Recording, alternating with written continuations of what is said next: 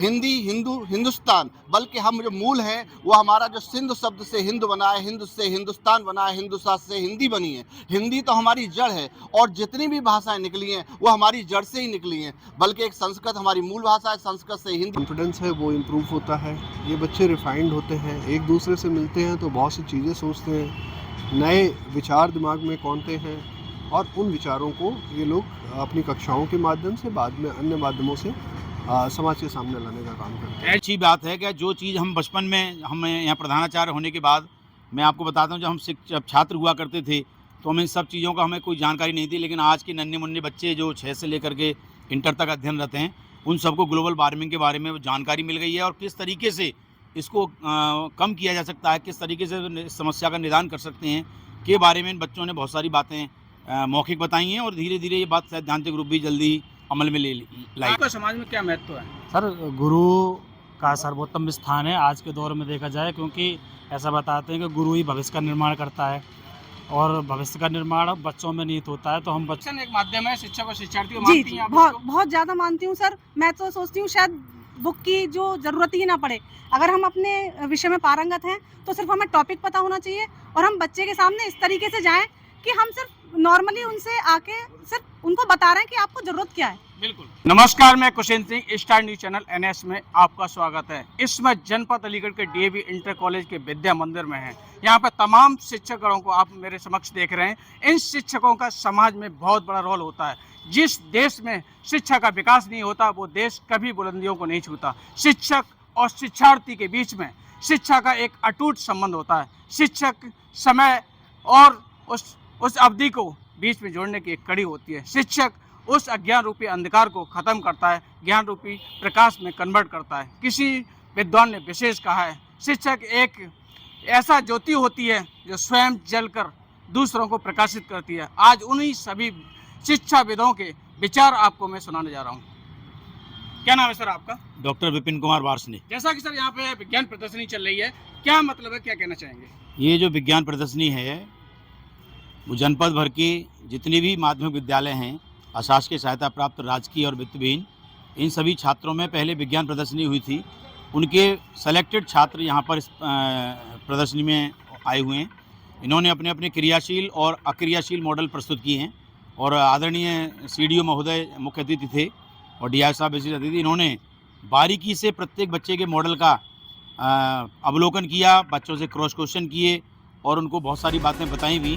तो इन बच्चों ने, जो छोटे छोटे बच्चे हैं कक्षा 6, 7, 8 के और 9, 10 के, इन लोगों ने अपनी प्रतिभा का प्रदर्शन करते हुए ये बताया कि हम जिस तरीके से आज के समय में, चाहे प्रदूषण संबंधी समस्या हो, चाहे मिट्टी संबंधी समस्या हो, इनका निराकरण हम धीरे धीरे कर सकते हैं। इस तरह की प्रदर्शनी में इन सब। इसका सर क्या मूल उद्देश्य है? मूल उद्देश्य ये है कि बच्चों को जागरूक करना है। जैसे बार बार शब्द आया प्रदूषण, पर्यावरण प्रदूषण, या आप लगातार देखते हैं कि यातायात में बहुत सारे एक्सीडेंट्स होते हैं। तो किस तरीके से यातायात के संबंध में हम लाइट्स के द्वारा जागरूक कर सकते हैं। किस तरीके से बच्चों ने कुछ मॉडल इस तरह बनाए कि एक ही साइड पर 2 कार अलग अलग तरीके से आ रही हैं, तो वो कहीं टक्कर ना जाए उससे पहले उनका अलार्म बज जाएगा। या गैस का रिसाव, जो हमारे यहाँ पर LPG चलती है, अगर वो गैस निकल रही है तो रिसाव जब होगा तो रिसाव में भी अलार्म बजेगा। जैसा सर इसमें ग्लोबल वार्मिंग के बारे में बताया गया, क्या कहना चाहेंगे कि वो ये एक एजुकेशन पर मूल रूप से आप क्या कहना चाहेंगे? ये बड़ा विशाल प्रश्न है और इसका उत्तर अगर देने बैठा जाएगा तो बहुत समय लगेगा। संक्षिप्त सर। संक्षिप्त में क्या, शिक्षा वही है जो सबके लिए उपयोगी हो।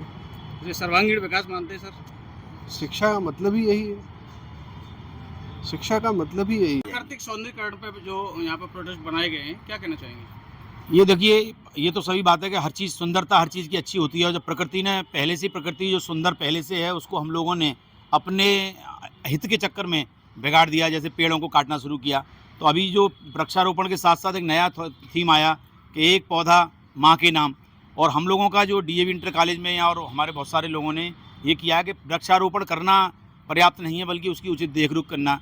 तो सुंदरता किस तरीके से इस पृथ्वी में लाई जाए, किस तरीके से हम अपने आसपास के वातावरण को अच्छा बना सकते हैं, इसके लिए सब लोग प्रयास कर रहे हैं लगातार। आपसे बिल्कुल अंतिम प्रश्न रहेगा, एजुकेशन का बेसिक उद्देश्य क्या है? बच्चे का सर्वांगीण विकास करना। जो हमारी शिक्षा है वो जनहित में और सभी के हित में सर्व उपयोगी हो और सर्वांगीण विकास हो। यही शिक्षा का एक मूल और भी शिक्षकगण हैं, क्या नाम है आपका? प्रीति शर्मा। क्या पढ़ाती हैं आप? ड्राइंग। ड्राइंग। क्या महत्व है उस ड्राइंग को पढ़ाने की? क्या जरूरत पड़ गई समाज में? क्या जरूरत है कि उस ड्राइंग को लाया गया सिलेबस में? क्या कहेंगे उस ड्राइंग का क्या महत्व है? क्यों लाया गया सिलेबस में? एजुकेशन के फील्ड में उसकी ड्राइंग की क्या जरूरत थी जिसको लाया गया? क्या कहना चाहेंगे? ये ड्राइंग से पर्यावरण वगैरह ये सब दर्शाया जाता है ड्राइंग से जी ही। जी। पर्यावरण की हरियाली को बचा के जी, रखना, जी, जी। हरे पेड़ पौधों को बचा के रखना, ऑक्सीजन की मात्रा पर्याप्त रूप से जी, रहनी तो चाहिए, ड्राइंग से। यही ड्राइंग का मूल जी, उद्देश्य है। क्या नाम है आपका? श्रीमती निर्मला। कौन सा सब्जेक्ट पढ़ाती मेरा है? सब्जेक्ट इंग्लिश है। इंग्लिश की क्या जरूरत है? इंग्लिश एक भाषा है या फिर इंग्लिश की समाज में कोई जरूरत है या फिर आवश्यकता है? इंग्लिश एक इंटरनेशनल लैंग्वेज है। ये आप हम केवल यही नहीं कहते यहाँ पर, ये आप मेडिकल फील्ड में चले जाइए, इंजीनियरिंग में चली जाइए, हर स्टडी के लिए आपको अगर कहीं फॉरेन में भी जाना पड़ रहा है देन इंग्लिश ही आपका वर्क करते हैं। जी जी। इंग्लिश का मूल उद्देश्य क्या है? इंग्लिश का सर इंटरनेशनल लैंग्वेज है, आपका मल्टीपर्पज है सर। जी। Yes sir. क्या नाम है सर आपका? डॉक्टर रामवीर सिंह। क्या पढ़ाते हैं सर? साइंस। साइंस का सर मूल उद्देश्य बताएंगे? साइंस का मूल उद्देश्य ये है कि मतलब वर्तमान समय में तो ये जो भी एग्जिस्टिंग प्रॉब्लम्स हैं, जी सर। उन एग्जिस्टिंग प्रॉब्लम्स को विज्ञान के द्वारा हम कैसे समाधान कर सकते हैं। जी सर। जैसे आज हमारे यहाँ पे जो विज्ञान प्रदर्शनी हुई है, उसमें भी जितने भी 6 टॉपिक्स हैं, 6 टॉपिक्स के पीछे जो हिडन स्टोरी है यही है कि जो एग्जिस्टिंग प्रॉब्लम्स हैं सोसाइटी की, हम लोगों के बीच की कॉमन प्रॉब्लम्स को हम फाइंड आउट करें और उनका सिंपलेस्ट सॉल्यूशन समाज के सामने मॉडल के माध्यम से प्रस्तुत करें, जिससे कि जो हमारी समस्याएं हैं वो आसानी से, मतलब बहुत ही कम एक्सपेंसेस में, जो बच्चों ने सस्ते मॉडल बनाए, बहुत ही कम खर्चे में उन समस्याओं का समाधान हो सके। सर पॉल्यूशन के बारे में बहुत ज़्यादा जोर दिया गया है, काफ़ी यहाँ पर प्रदर्शनी भी देखने को यहाँ मिली है, क्या कहना चाहेंगे? क्योंकि पॉल्यूशन में सबसे ज़्यादा दिक्कत ऐसे, अब मान लो जाट ठंड का मौसम शुरू होने वाला है, जी सर। तो सबसे पहले हम देखेंगे एयर पॉल्यूशन। जितने भी हमारे बड़े शहर हैं, जैसे दिल्ली है, मालूम है आपको, हाईली पॉल्यूटेड सिटी है, अलीगढ़ में भी उसका असर आता है, हमारे यहाँ पे प्रतियोगिता हो रही है। तो इस पॉल्यूशन को, जो एयर पॉल्यूशन को कम कैसे किया जाए, उसकी तरफ से गवर्नमेंट भी प्रयास करेगी और हमारे यहाँ विज्ञान के फील्ड में जो बच्चे काम कर रहे हैं उससे नए आइडिया निकलेंगे। जैसे पहले पराली को वाली समस्या थी, पराली को वहाँ जलाया जा रहा था, लेकिन जैसे ही कुछ हमारे प्रोजेक्ट के माध्यम से या कुछ हमारे वैज्ञानिकों ने सुझाव दिया कि भाई उस पराली का उपयोग तो हम अल्कोहल बनाने में कर सकते हैं, मतलब उसे क्यों जलाया जाए, उसका फर्टिलाइजर की तरह बाद में यूज़ किया जा सकता है। जैसा कि सर ग्लोबल वार्मिंग के बारे में यहाँ प्रदर्शनी मैंने देखी, कौन सी ऐसी गैसें हैं जो ग्लोबल वार्मिंग को उतर रही देखिए, हैं? इसमें मेनली कार्बन डाइऑक्साइड जी है, सर। कार्बन डाइऑक्साइड है, मीथेन है, और भी मेनली ये दोनों गैसें ही हैं, और भी कुछ गैसें हैं, लेकिन सबसे ज़्यादा इफेक्ट कार्बन डाइऑक्साइड का है, जी। क्योंकि वो जलाने से जो पॉल्यूशन होता है वो सबसे ज़्यादा ग्लोबल वार्मिंग के लिए कार्बन डाइऑक्साइड गैस आने वाली हीट को सबसे ज़्यादा एब्जॉर्ब करती है सन से। जो ग्लेशियर पिघल रहा है अब उसको उत्तरदायी गैस कार्बन डाइऑक्साइड मानते हैं? कार्बन डाइऑक्साइड ही मेनली रेस्पॉन्सिबल है, क्योंकि जितने ज़्यादा ये हमारे रिवॉल्यूशन हो रहा है, इंडस्ट्रियलाइजेशन हो रहा है पूरे कंट्री का, पूरी दुनिया का हो रहा है, तो ये आपको मालूम होगा कि अभी 2030 तक हमारे प्रधानमंत्री ये कह के आए कि हम लोग को 0 कार्बन एमिशन कर देंगे। जी सर। 0 कार्बन एमिशन का मतलब यही है कि हमारे देश में कम से कम कार्बन डाइऑक्साइड का एमिशन होगा। हालांकि ये पॉसिबल नहीं है, क्योंकि भारत एक विकसित देश है, तो भारत के ऊपर सारी जिम्मेदारी नहीं है, बाकी जो विकसित देशों की भी जिम्मेदारी है। हालांकि भारत और हम लोग हैं उसके लिए पूरी तरह जिम्मेदार हैं। सर क्या नाम है आपका? दिग्विजय सिंह, कौन सा सब्जेक्ट पढ़ाते हैं? Physical education. क्या कहना चाहेंगे अपने सब्जेक्ट के बारे में? कैसे डिफाइन करेंगे उसको? क्या उसका महत्व है समाज में और एजुकेशन के फील्ड में? मेरे सब्जेक्ट का जो समाज में महत्व है, अपने शरीर को स्वस्थ, अपने शरीर को तंदुरुस्त बनाना। जब आपका शरीर ही अच्छा नहीं होगा तो आप कुछ नहीं कर सकते, ना पढ़ाई कर सकते आप, ना ही आप कहीं आ जा सकते। आप बिल्कुल बेकार हैं। कहते हैं ना कि जब तक आप अगर बीमार हो गए तो आपके ही बच्चे आपको कितने दिन तक दवा दे देंगे, 2 दिन, 4 दिन, महीने भर, 2 महीने। जब आपका खुद का शरीर ठीक नहीं है तो आप क्या करेंगे? बिल्कुल बेकार हो जाएंगे।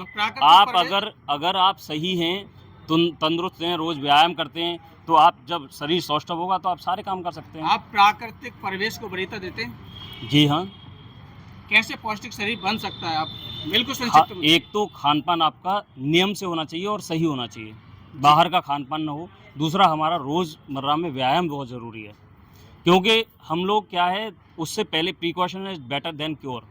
तो प्रिकॉशन हम क्या करना है कि रोज़ व्यायाम करना है। अरे दवाएं तो ठीक करती हैं, लेकिन हमें उससे पहले ही ठीक रखना है अपने शरीर को। तो बिल्कुल ये सर। हमारा जो शरीर- मेन उद्देश्य है। तो शरीर को स्वस्थ करने के लिए कौन से न्यूट्रिशन जरूरी हैं? हमें रोज़ आहार में अपने जैसे आपको चने हैं, ठीक है, प्रोटीन्स, विटामिन्स, ये सारी चीज़ें, दूध बहुत आवश्यक चीज़ है, ये सभी हमें लेने चाहिए। लेकिन आजकल लोग बर्गर, पिज़्ज़ा और पास्ता ये सब खा रहे हैं, तो ये सब नहीं होना चाहिए। मोमोज वगैरह ये सब नहीं होना चाहिए। ये चीज़ें हमें मेडिकल की तरफ लेके जाती हैं, जो कि नहीं होना चाहिए। आप अपनी जो एजुकेशन है, जो बच्चों को टीचिंग प्रणाली, शिक्षार्थियों की शिक्षा देते हैं, आप दैनिक जीवन से जोड़ के पढ़ाते हैं या फिर अपने किताबी भाषा में पढ़ाते हैं? नहीं, हम दैनिक जीवन से जोड़ के पढ़ाते हैं, क्योंकि हम जो है वैसे नहीं कि किताबी ज्ञान नहीं लेते हैं कि किताब लगा दी और उसको जो है, बल्कि दैनिक जीवन में जो हमारी चीज़ें हैं, बल्कि हम यहाँ प्रेयर ग्राउंड पे भी बच्चों को यही समझाते हैं। जी सर। यही चल रहा सर क्या नाम है आपका? है। डॉक्टर कैलाश रावत कहते क्या हैं। टीचिंग सब्जेक्ट है सर? इंग्लिश। क्या कहना चाहेंगे सर अपनी भाषा के बारे में? इंग्लिश के बारे में ये कहना है कि इंग्लिश जो है वर्ल्ड लेवल की भाषा है, हिंदी हमारी स्थानीय भाषा है। जब तक हम वर्ल्ड के दूसरे देशों को नहीं जानेंगे, तब तक वहाँ से हम विकसित जो थीम है उसको देश में नहीं ला सकते। मूलतः मैं सेकंड नंबर पे कहना चाहूँगा कि जो भी भारत के लोग गुलामी के टाइम पर। क्या नाम है? पूर्णिमा।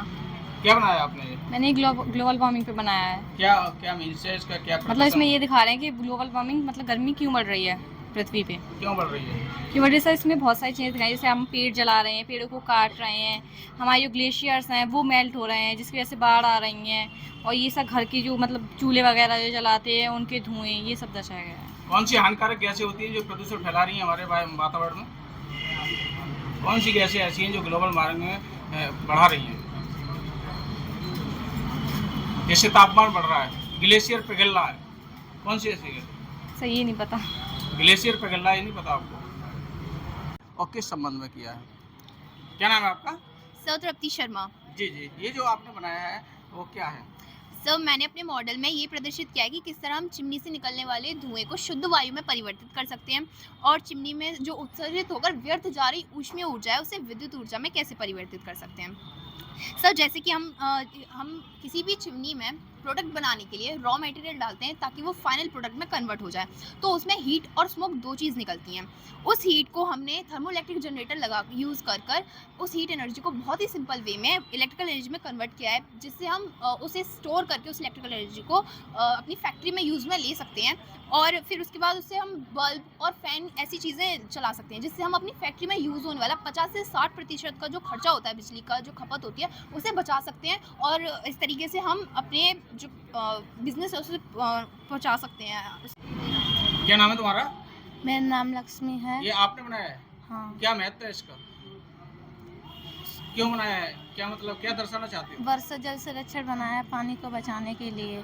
जैसा कि आप सभी लोग जानते हैं, हमारी पृथ्वी पर 0.3% पानी उपयोग के लिए है, जिससे कि हमें पानी को बचाने की बहुत आवश्यकता है।